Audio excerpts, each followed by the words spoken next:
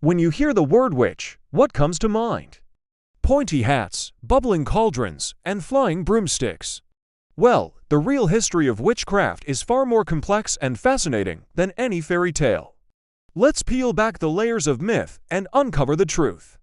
For centuries, before the infamous witch hunts, witchcraft was often just a part of village life. People we might call witches today were often the local healers, midwives, or wise women and men. They understood herbs, nature cycles, and provided remedies for sickness or guidance on personal matters. This wasn't dark magic. It was folk tradition, a way for communities to feel a sense of control in a world without modern medicine or science. These practices, often called cunning craft or folk magic, were woven into the daily fabric of society. So, when did the image of the evil, devil-worshipping witch emerge? This shift really gained momentum in the late Middle Ages and the early modern period. A perfect storm of religious upheaval, social anxiety, and political instability created an atmosphere of fear. Authorities began to see witchcraft not as harmless folk practice, but as a dangerous heresy and a direct pact with the devil.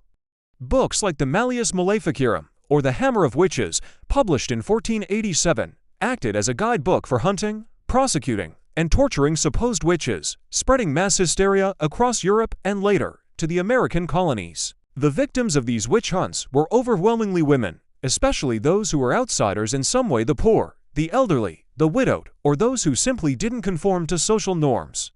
The accusations were often fueled by personal grudges, jealousy, or a need for a scapegoat during times of famine or disease. It was a dark chapter in history, where fear triumphed over reason, leading to the tragic deaths of tens of thousands of innocent people. Today, modern witchcraft, or Wicca, has reclaimed the term. It's a nature-based spiritual path that has nothing to do with the satanic caricature of the past. It's about honoring the earth, celebrating the changing seasons, and personal empowerment. The real story of witchcraft isn't about spooky spells.